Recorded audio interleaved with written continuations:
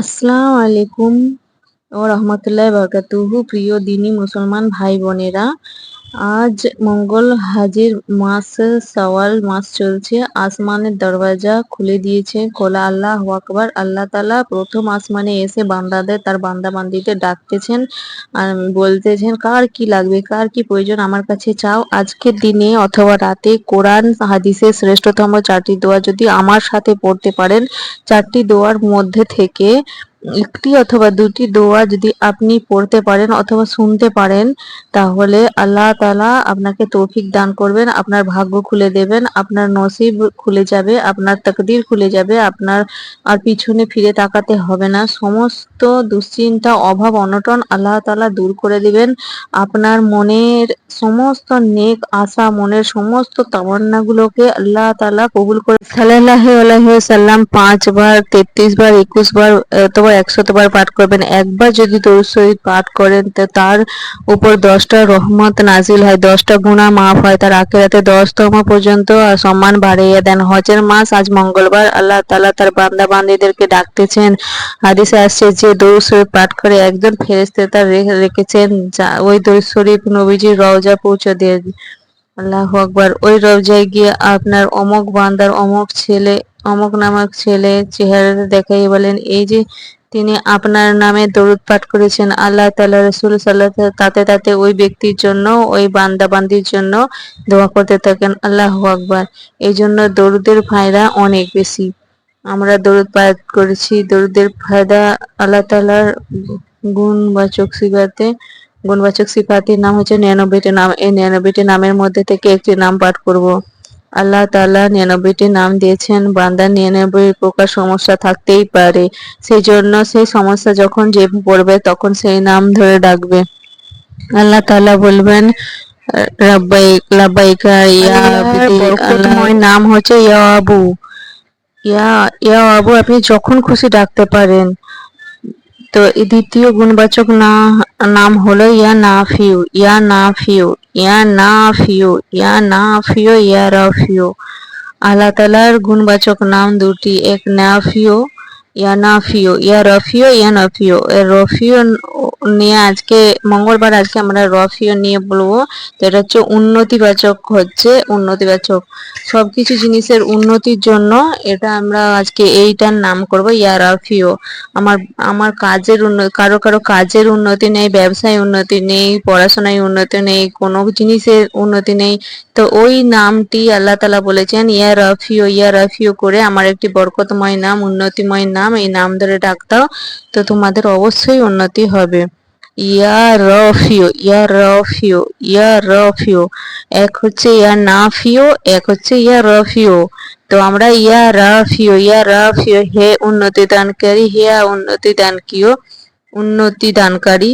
তো ইয়া রাফিউ, ইয়া রাফিউ, ইয়া রাফিউ, ইয়া রাফিউ।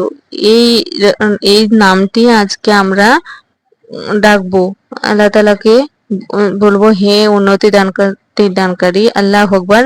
এটি একটি ইসলামিক ভিডিও প্রচার প্রসারের স্বার্থে এটা একটি ভিডিও। এই ভিডিওটি আপনাদের ভালো লাগলে আপনারা শেয়ার করে দেবেন, কারণ অন্যান্যরা যদি পেয়ে যায়, তোরা যদি শোনেন, তো প্রত্যেকটা জিনিস তারা যদি ফলো করতে পারেন, তাদের জীবনেও যদি কোনো দুঃখ পেরেশানি যে কিছু জিনিস থাকবে সেটা তাদের হাল হয়ে যাবে। আর তারা যদি এর থেকে কোনো নেকি এর থেকে যদি তারা কোনো রকম সওয়াব পান, তো তার জন্য আপনিও নেকি পাবেন, কারণ আপনার শেয়ার করার জন্য তারা পেয়েছে। তো 3 নম্বর আমাদের ওজিফা হলো, নামটি হলো ইয়া কাফিয়াল মুহিম।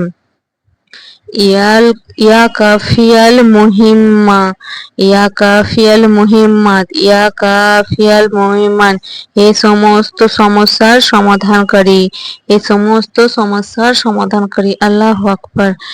তো অনেকের অভিযোগ, আমার এই সমস্যা, আমার মানুষের দ্বারা জমা জায়গা জমি নিয়ে সমস্যা, মামলা মোকদ্দমা নিয়ে সমস্যা, মানুষ আমাদের বিপদে ফেলেছে, শত্রুতা নিয়ে সমস্যা, টাকা পয়সা নিয়ে সমস্যা, লেখাপড়া নিয়ে সমস্যা, সন্তান নিয়ে সমস্যা। আল্লাহ তাআলা বলেন, আমার একটা নাম আছে সমস্যা থেকে উদ্ধারকারী, তা আমি সেই সমস্যা থেকে উদ্ধার করি, তো সেই নাম ধরে ডাকো। ইয়া কাফিয়াল মুহিম্মাত, ইয়া কাফিয়াল মুহিম্মাত, ইয়া কাফিয়াল মুহিম্মাত, এই নাম ধরে ডাকতেন। তো যতবার পারবেন আপনি ততবার ডাকবেন, যতটা সম্ভব চেষ্টা করবেন বেজোড় সংখ্যায় ডাকার জন্য। 3 বার, 5 বার, 7 বার, 11 বার, 21 বার, যত পারবেন 100বার আপনারা ডাকতে পারেন। ইয়া কাফিয়াল মুহিম্মাত, ইয়া কাফিয়াল মুহিম্মাত, ইয়া কাফিয়াল মুহিম্মাত, ইয়া কাফিয়াল মুহিম্মাত। আজ শাওয়াল মাসের মঙ্গলবার, হজের মাস চলছে, আল্লাহ তাআলা তার বান্দা বান্দীদেরকে ডাকতেছেন। হাদিসের মধ্যে আছে কেউ যদি পরে আল্লাহ তাআলা তার কাছে বলে আল্লাহুম্মা গফিরলি, আমাকে ক্ষমা করে দেন, আল্লাহ তাআলা সাথে সাথে বলে ও আমার বান্দা, ও আমার বান্দী যেই হও তুমি ক্ষমা করে দিলাম। আল্লাহু আকবার। এজন্য নবীজি দোয়া শিখিয়ে দিয়েছেন যে যেটা প্রত্যেকটা উম্মত আল্লাহর বান্দা হোক বা আল্লাহর বান্দি হোক, সে যেন কোনো দুনিয়ার সমস্যার মধ্যে থাকে না, আখিরাতে সমস্যা থাকে না। এই জন্য নবীজি সেখানে দোয়া কত সুন্দর, যখন আল্লাহ তাআলা জানিয়ে দিয়েছেন যে আমার কাছে কেউ আল্লাহুম্মা গফিরলি, আমাকে ক্ষমা করে দেন, আমি সাথে সাথে তাকে বলি যাও তোমাকে মাফ করে দেওয়া হলো। এই জন্য রাসূলরা দোয়া শিখিয়ে দিয়েছেন আল্লাহুম্মা মাগফিরলি। তুমি থেমে যাবে না, আল্লাহ মাগফিরলি বলে থেমে যাবে না, তুমি বলে আল্লাহুম্মা মাগফিরলি ওয়ারহামনি ওয়ারজুকনি। ও আল্লাহু আকবার। আল্লাহ মাগফিরলি, আল্লাহ আমাকে ক্ষমা করে দেন, আর ওয়ারহামনি, এই আমল দিয়া আমি তো ক্ষমা পাবো না, এই জন্য আমাকে দয়া ক্ষমা করে দেন। ওয়ারজুকনি, আমাকে রিজিক দান করেন। আল্লাহু আকবার। দয়া করে রিজিক দান করেন, দয়া করে রিজিক দান করেন, দয়া করে মাফ করেন। এক পাশে ক্ষমা আর এক পাশে রিজিক, যা মাঝখানে আল্লাহর প্রশংসা। আল্লাহু আকবার। তো হে দয়ালু, আপনি আমাকে প্রথমে ক্ষমা করেন, শেষে আমাকে রিজিক দান করেন। আল্লাহু আকবার। রিজিক শুধু খাওয়ার জিনিস নয়, রিজিক হলো আপনি ব্যবসা করেন, ব্যবসার মধ্যে যে উন্নতি, এটা রিজিকের অংশ। আপনি যে চাকরি করেন, চাকরির উচ্চ বেতন, প্রমোশন, এসব রিজিকের অন্তর্ভুক্ত। আপনার সংসারের মধ্যে অভাব অনটন লেগে আছে, অভাব অনটন দূর হবে, সচ্ছলতা দান করবেন, এটাও রিজিকের অংশ। আপনার ঋণ পরিশোধ হয়ে যাবে, এটাও রিজিকের অংশ। আল্লাহুম্মা গফিরলি, আল্লাহুম্মা গফিরলি, আল্লাহ আমার গুনাহগুলোকে মাফ করে দেন। আমার যে সমস্ত গুনাহ হয়েছে, আমার চোখ দিয়ে, কান দিয়ে, মুখ দিয়ে, অন্তর দ্বারা, সেই সমস্ত গুনাহগুলোকে মাফ করে দেন। ওয়ারহামনি, এবং আমার উপর দয়া করেন, রহম করেন। ওয়ারজুকনি, এবং আমাকে রিজিক দান করেন। আল্লাহু আকবার। অনেক সকলেই আমার ভাই বোনেরা রয়েছেন যে আমাকে সকলেই মা বোনেরা জানতে চান যে রমজানের পরেও কি এই আমলের কোনো এই দোয়া যেন করা হয়। তো অনেক আল্লাহ তাআলার কাছে যে আল্লাহ তাআলার যে দরুদটি রয়েছে সেটা আমরা পাঠ করব। তো সেটি হলো সাল্লাল্লাহু আলাইহি ওয়াসাল্লাম, সাল্লাল্লাহু আলাইহি ওয়াসাল্লাম, সাল্লাল্লাহু আলাইহি ওয়াসাল্লাম। তো আমরা এখন ইসমে আজমের দোয়া করব। ইসমে আজমের দোয়াটি পড়ে আপনি যা চাইবেন তাই পাবেন। তো আপনি হাত উঠিয়ে দোয়াটা পড়তে পারেন, কারণ হাত উঠিয়ে দোয়া করা হচ্ছে সবচেয়ে খুবই ভালো। তো আল্লাহ তাআলার কাছে আমি বলবো যে এই ইসমে আজমের দোয়াটি আমরা পড়বো, পড়ার পর আল্লাহু আকবার বলবো এবং আমিন বলে সকলকে দোয়াটি করব এবং সকলকে তৌফিক দান করার জন্য বললো। তো ইসমে আজমের দোয়াটি পড়ছি।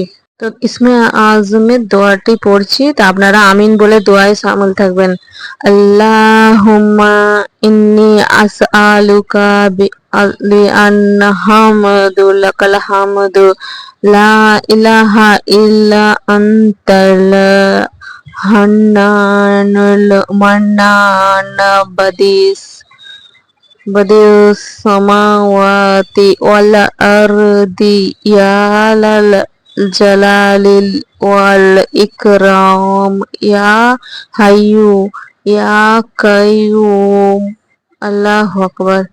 যারা শুনতে পেয়েছেন বা বলতে পেরেছেন খুবই ভালো, সকলেই সফল হয়ে যাবেন। ইসমে আজমে এই এক সাহাবী বলেছেন, তুমি তো ইসমে আজমের দোয়াটি পড়েছো, এখন যা চাইবে তোমরা তাই পাবে, সেটাই সেই নিয়ামতই তোমাদের দান করবে। আল্লাহ আকবার। এখন শ্রেষ্ঠ যে দরুদ আছে নবীজির উপরে, সেই দরুদটি আমরা পাঠ করব। সাল্লাল্লাহু আলাইহি ওয়াসাল্লাম, সাল্লাল্লাহু আলাইহি ওয়াসাল্লাম, সাল্লাল্লাহু আলাইহি ওয়াসাল্লাম, সাল্লাল্লাহু আলাইহি ওয়াসাল্লাম, সাল্লাল্লাহু আলাইহি ওয়াসাল্লাম, সাল্লাল্লাহু আলাইহি ওয়াসাল্লাম। এই মোনাজাত, এবার এরপর আমরা একটা মোনাজাত করব, যে যেমন আছেন সেইভাবে আমিন বলবেন। আমিন বলেই দোয়ায়, সরি, তো আমি এবার সকলকে বলবো যে এবার আল্লাহ তাআলার কাছে মোনাজাত করবেন, দোয়া চেয়ে নেবেন এবং সকলেই মোনাজাত করবেন, দোয়া চাইবেন, আমিন বলবেন এবং যার যেটা চাওয়ার সে সেটা চেয়ে নেবেন আল্লাহ তাআলার কাছ থেকে। যার যেটা আজকে পেরেশানি আছে, যার যেটা আজকে দুঃখ কষ্ট চাওয়া পাওয়া যা কিছু আজকে আছে, আপনারা এই মোনাজাতের মাধ্যমে আপনারা চেয়ে নেবেন। তো সকলকে আমি বলবো যে যারা রিজকের জন্য চেয়েছেন রিজক চাইবেন, যারা বরকতের জন্য চেয়েছেন বরকত চাইবেন, যারা শরীর অসুস্থতার জন্য চেয়েছেন তারা অসুস্থতার জন্য চাইবেন, যারা চাকরির জন্য চেয়েছেন চাকরি পাবেন, যারা সন্তানের জন্য চেয়েছেন তারা সুসন্তানের জন্য দোয়া করবেন, মোনাজাত করবেন। তাই বলে আমিও সকলের জন্য দোয়া করছি যে আল্লাহ তাআলা সকলের মনের আশা আকাঙ্ক্ষা সবকিছু পূরণ করে নিন। শেষে আমারও আশা আকাঙ্ক্ষা যেটুকু আছে আপনি পূর্ণ করে নিন। সকলকে সুস্থতা দান করুন, সকলের অভাব অনটন থেকে দূর করে দিন, সবাইকে গায়েবী ধন দান করুন, সকলকে নামাজ কোরআন পড়ার তৌফিক দান করুন, যারা বেকার আছে তাদের চাকরি দিয়ে দিন, যারা অসুস্থ আছেন তাদের সুস্থতা দান করুন, যারা আপনার জন্য যারা মানে ইসলামিক ধারায় আসতে পারছে না তাদেরকে ইসলামিক ধারায় নিয়ে আসার সাহায্য করুন। তো যে যেটা উদ্দেশ্য নিয়ে মোনাজাত করবেন সেটা তার মনের মধ্যে রেখে মোনাজাত করবেন এবং আমিন বলবেন, মনে মনে সেই জিনিসটা চিন্তা করবেন এবং এই জিনিসগুলো পাঠ করে আপনার নিজের জন্য নিজে দোয়া চেয়ে নেবেন। এই বলে আমি আমার ভিডিও এখানেই শেষ করছি। আশা করছি সকলকেই ভালো লাগবে। ভিডিওটি সাবস্ক্রাইব করবেন, চ্যানেলটিকে আগে